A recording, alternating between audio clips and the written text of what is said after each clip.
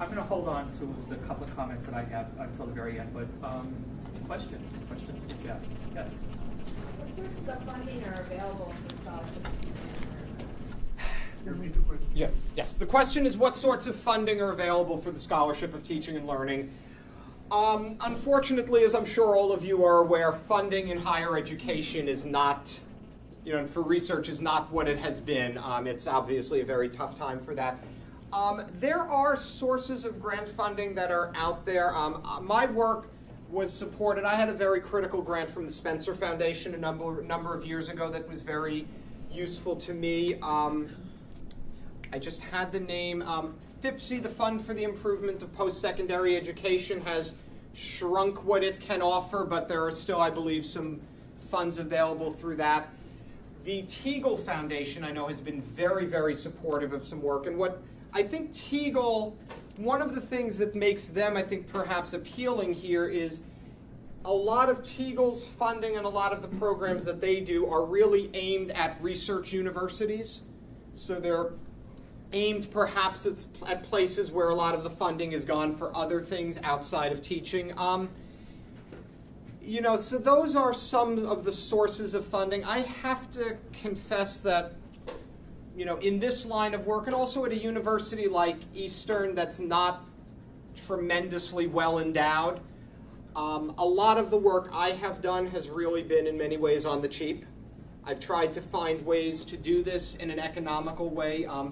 One of the things I have done that has really enabled my reach to go further in this work, as I said to you, I've worked with students. One of the nice things about students, I don't want to have like a Mitt Romney 47% moment here. One of the nice things about students is you don't have to pay them all that much. Kidding. But no, one of the nice things for me about working with students is I've done a lot of this work with them as independent studies. And I've said to students, let me bring you into my classroom. Let me have you helping me with gathering data.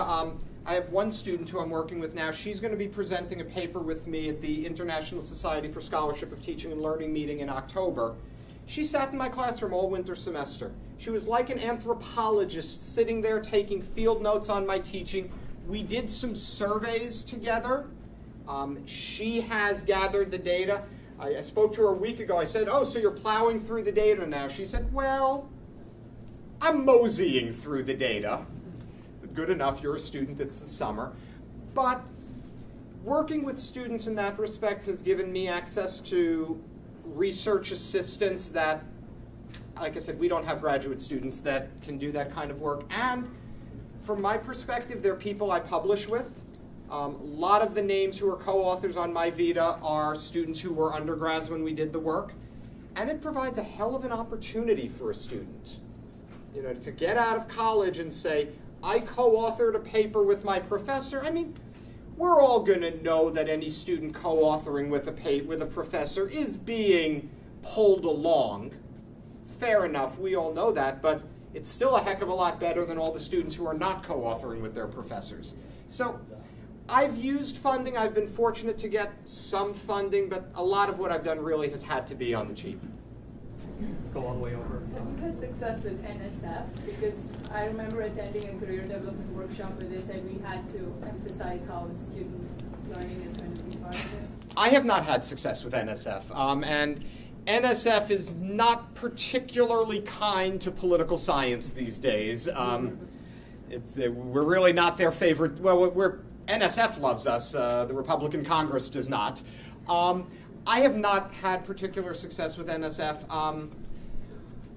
They can fund some of this stuff, but I don't think teaching and learning, in my experience, has been the main thing that NSF is looking at. What has been your relationship with the IRB in terms of doing this? I'm going to speak from the perspective of someone who is at a campus without a medical school. Because if you're at a campus with a medical school, my understanding is IRB can be a hell of a lot tougher. We have behavioral and we have medical. Oh, good. Okay, that's enlightened. I have had a very positive relationship with our IRB. I've been very fortunate. Our IRB, I respect the job that they do because protecting human subjects is very important. And to be very honest, many of the subjects of my research are my students sitting there in the classroom. That creates a very dangerous power imbalance in the classroom.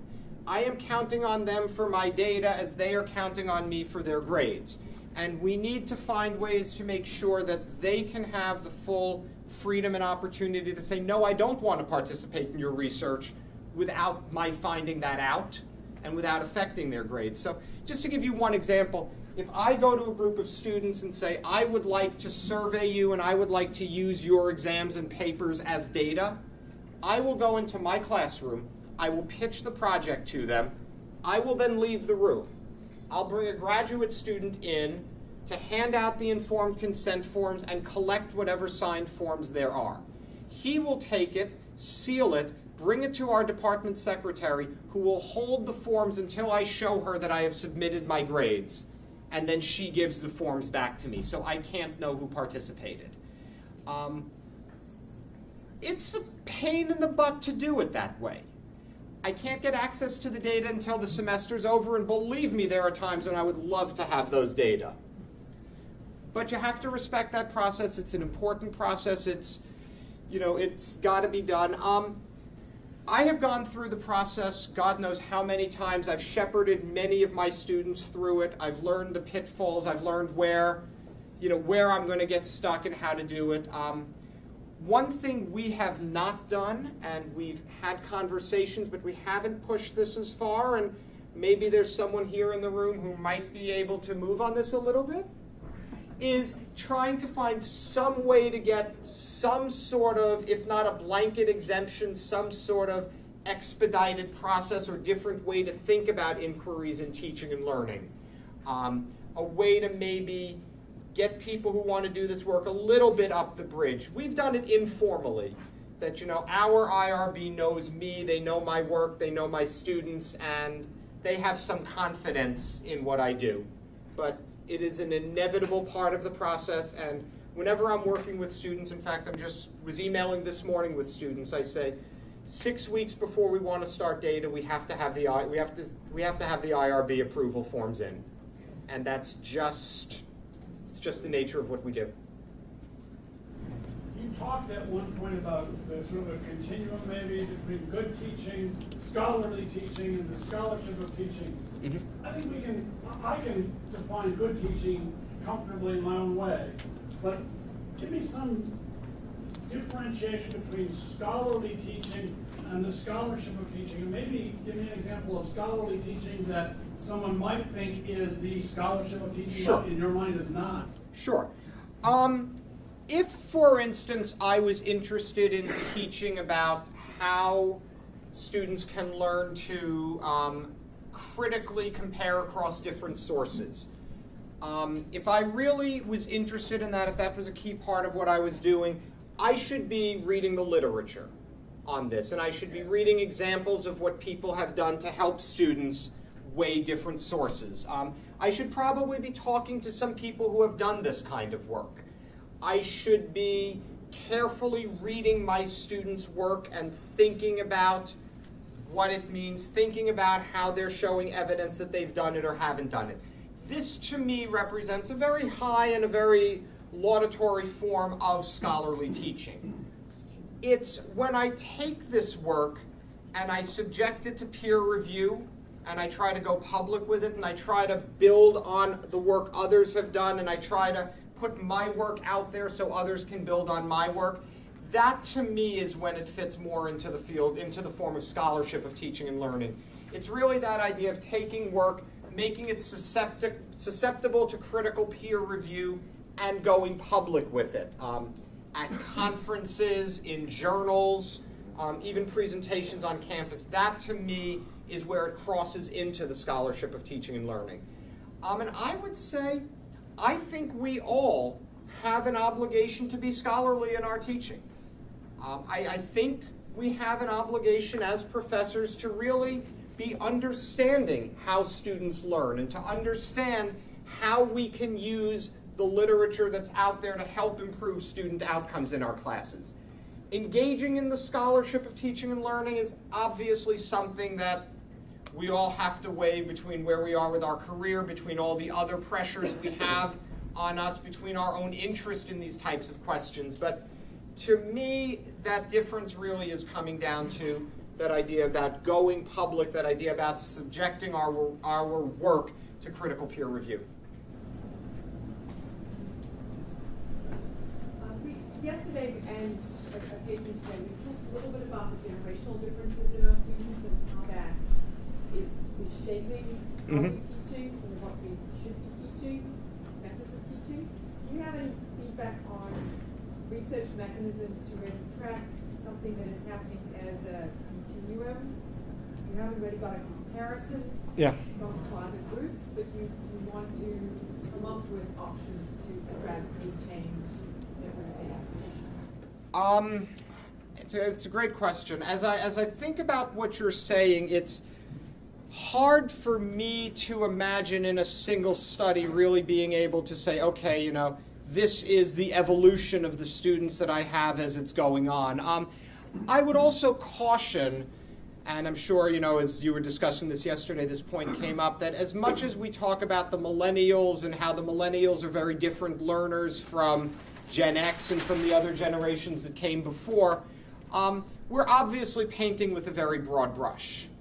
My own experience, and I'm sure some of you have experienced this using technology, is that as much as we think that, oh yeah, our students today are just going to take to whatever web-based thing I give them, some of them will immediately learn the tool and be 7 steps ahead of us, but others of them will lag very far behind.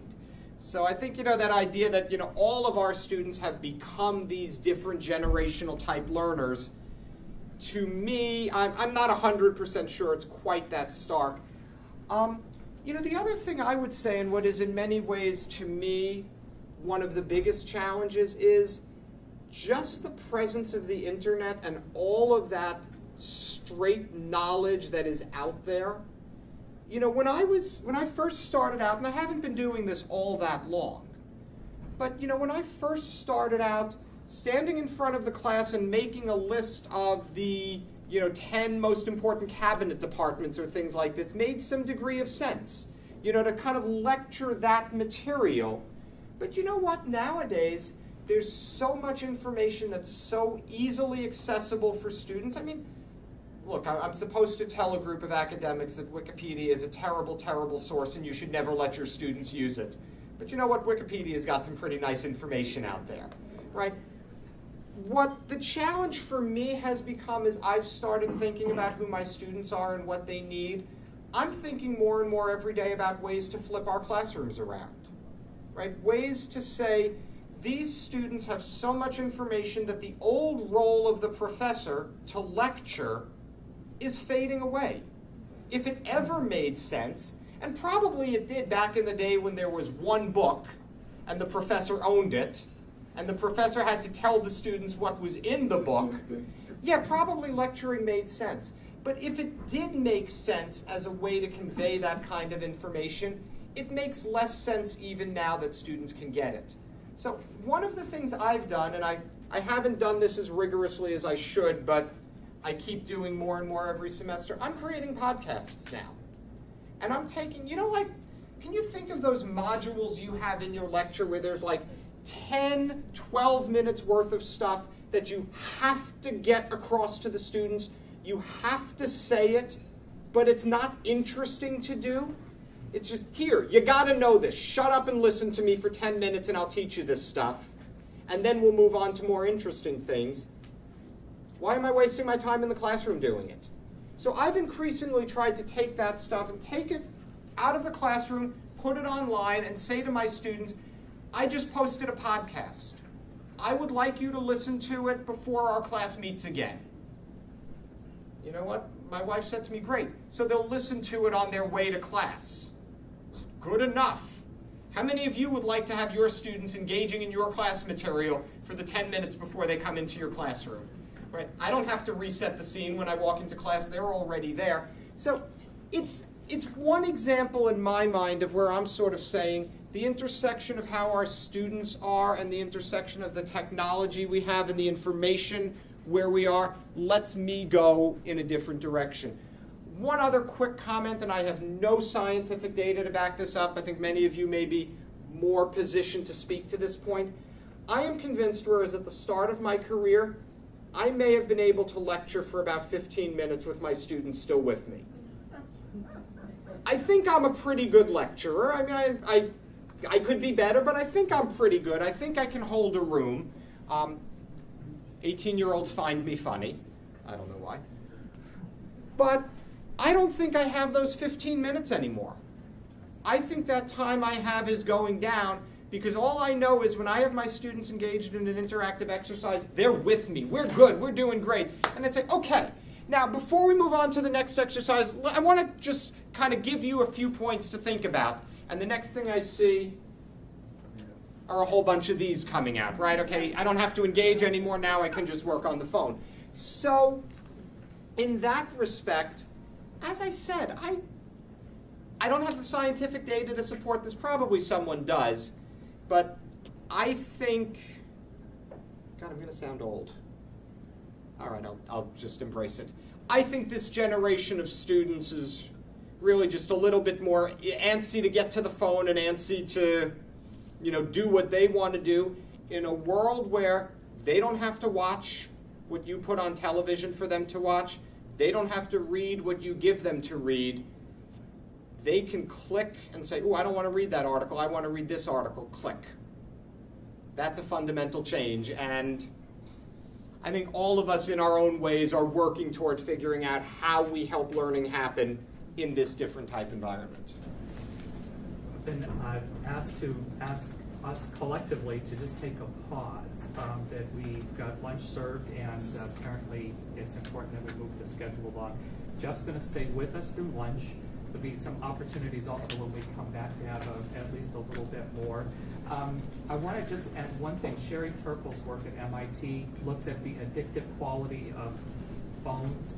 So there's actually some good evidence out there, Jeff, that supports your funny inner feeling that effect might actually be at play in our classrooms. I'll just say, and I never should cite this in a room full of academics, but please forgive me, I'm going to. One of those news magazines, like 2020 or something like that, showed videotape of a young girl driving, maybe 18, 19 years old, with the phone sitting next to her, and you could almost see those involuntary movements. Okay, turn the car on, check the phone. Back out of the driveway, check the phone.